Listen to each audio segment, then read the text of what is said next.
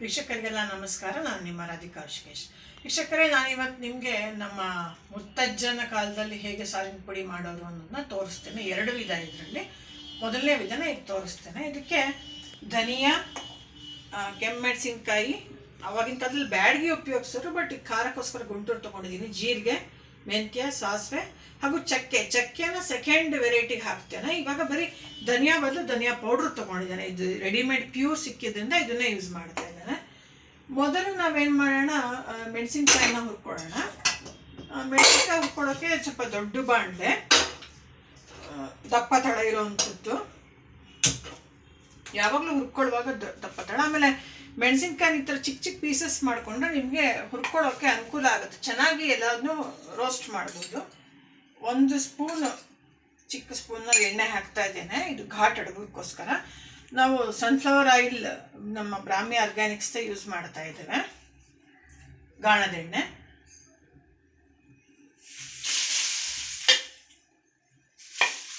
ಮೆಣಸಿನ್ಕಾಯಿ ಹಾಕಿದ್ದೇನೆ. ಹೀಗೆ ನಿಧಾನಕ್ಕೆ ರೋಸ್ಟ್ ಮಾಡಬೇಕು. ಇದು ಘಾಟ್ ಬರೋದ್ರಿಂದ ಸ್ವಲ್ಪ ದೂರದಿಂದ, ಅಂದರೆ ಈ ಘಾಟ್ ಯಾವಾಗಲೂ ತಗೊಳ್ಳೋದಷ್ಟು ಈ ಬ್ರೀತಿಂಗ್ ಪ್ರಾಬ್ಲಮ್ ಇರೋರ್ಗೆ ಒಳ್ಳೇದಲ್ಲ. ಸೊ ನೀವು ಇದನ್ನು ಎಣ್ಣೆ ಜೊತೆಲಿ ನಿಧಾನಕ್ಕೆ ಹುರಿಬೇಕು. ಇದು ಗರಿಮುರಿ ಆಗೋಷ್ಟು ಹುರಿಬೇಕಷ್ಟೆ, ತುಂಬ ಕಪ್ಪಗಾಗೋಷ್ಟಲ್ಲ, ಗರಿಮುರಿ ಆಗೋಷ್ಟು ಹುರಿಬೇಕು.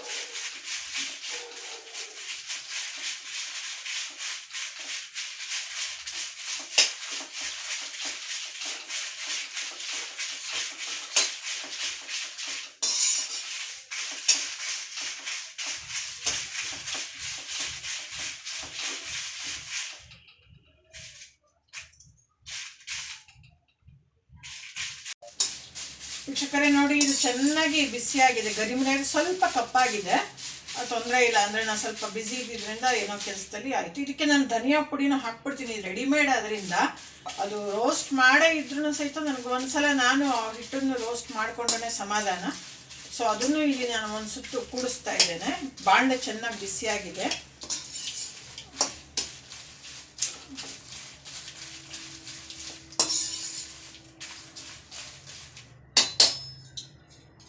ಇವಾಗ ನಾನು ಇದನ್ನು ಹಾಗೆ ಬಿಟ್ಬಿಟ್ಟು ನೆಕ್ಸ್ಟ್ ಮಿಕ್ಕಿದ ಪದಾರ್ಥಗಳನ್ನು ಹುರ್ಕೊಳ್ಳೋಕ್ಕೆ ಶುರು ಮಾಡ್ತೇನೆ. ಇದನ್ನ ಈ ಕಡೆ ಇಡ್ತಾ ಇದ್ದೇನೆ.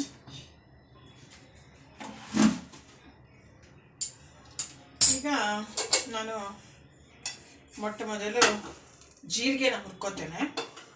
ಇದಕ್ಕೆಲ್ಲ ಏನು ಎಣ್ಣೆ ಬೇಡ, ಘಾಟ್ ಆಗುತ್ತೆ ಅನ್ನೋ ಕಾರಣದಿಂದ ಮೆಣಸಿನ್ಕಾಯಿಗೆ ಮಾತ್ರ ಇದನ್ನು ಹಾಕಿದ್ರೆ ಎಣ್ಣೆನ ಒಳ್ಳೆಯದು.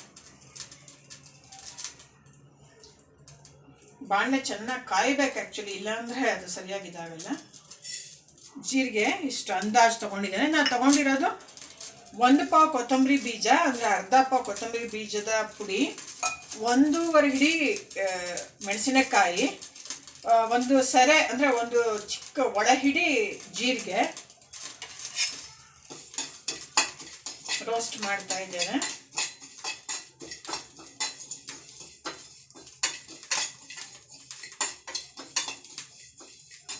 ವೀಕ್ಷಕರೇ, ನಡುವೆ ಹೇಳೋದಾದರೆ ನಮ್ಮ ಬ್ರಾಹ್ಮಿ ಅಕಾಡೆಮಿಕ್ ಟ್ರಸ್ಟ್ ಸಾಕಷ್ಟು ಕೆಲಸ ಮಾಡ್ತಾ ಇದೆ. Hand writing classes, Vedic maths classes, metal maths classes, Kannada classes ಹಾಗೂ ಸೈನ್ಸ್ ಪ್ರಾಜೆಕ್ಟ್ಗಳಿಗೋಸ್ಕರ ನಮ್ಮನ್ನು ಕಾಂಟ್ಯಾಕ್ಟ್ ಮಾಡಿ. ನಮ್ಮ ನಂಬರ್ 7019909492. ಜೀರಿಗೆ ಚೆನ್ನಾಗಿ ರೋಸ್ಟ್ ಆಗ್ತಾ ಇದೆ.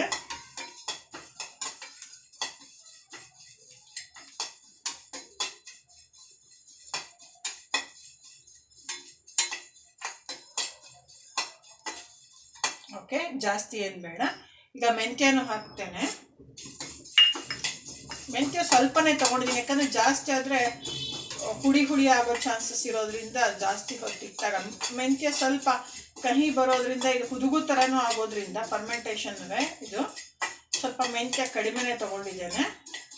ಆದರೆ ನನ್ನೊಂದು ಎಕ್ಸ್ಪೀರಿಯನ್ಸಲ್ಲಿ ಮೆಣಸಿನಕಾಳು ಯಾವುದಕ್ಕೆ ಹಾಕ್ತೀವೋ ಅದಕ್ಕೆ ಮೆಂತ್ಯ ಸಮ ಪ್ರಮಾಣದಲ್ಲಿ ಹಾಕಿದ್ರೆ ಒಳ್ಳೆಯದು. ಮೆಣಸಿನಕಾಳು ಹೀಟ್ ಆದ್ದರಿಂದ ಇದು ತಂಪು ಕೊಡುತ್ತೆ ಅಂತ ನಾನು ಅನ್ಕೋತೀನಿ.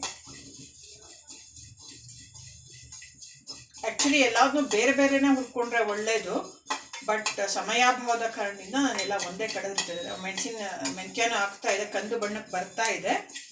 ಈಗ ಸಾಸಿವೆ ಹಾಕ್ತಾ ಇದ್ದೇನೆ ನೋಡಿ, 1-2 ಸ್ಪೂನ್ ಅಷ್ಟೇ. ಇದು ಜಾಸ್ತಿ ಹಾಕ್ಬಾರ್ದು ಸಾಸಿವೆ ಜಾಸ್ತಿ ಹಾಕಿದ್ರೆ ಬ್ಯಾಡ್ ಸ್ಮೆಲ್ ಬರುತ್ತೆ ಅಂತ ಸಾರು ನಮ್ಮ ಅಜ್ಜಿ ಹೇಳೋರು.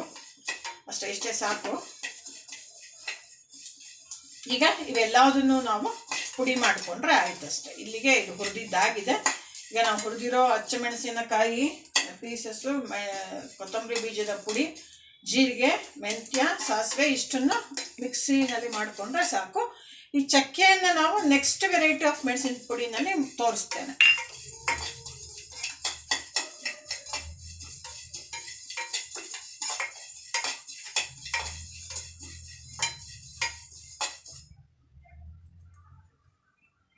ಮೆಣಸಿನ ಪುಡಿ ವೀಕ್ಷಕರೇ, ಮೊದಲನೇ ವೆರೈಟಿ ಮೆಣಸಿನ ಪುಡಿ ಮಿಕ್ಸಿಗೆ ಹಾಕಿದ್ದೇನೆ, ಆರಿದೆ ಚೆನ್ನಾಗಿ. ಇವಾಗ ಮಿಕ್ಸಿ ಮಾಡ್ತೇನೆ. ಇದೇ ರೀತಿ ಸೆಕೆಂಡ್ ವೆರೈಟಿನೂ ಮಾಡ್ತೇನೆ. ಚೆನ್ನಾಗಿ ನೈಸಾಗಿ ಅಂದರೆ ನಯವಾಗಿ ನಾವು ಪುಡಿ ಮಾಡ್ಕೋಬೇಕು.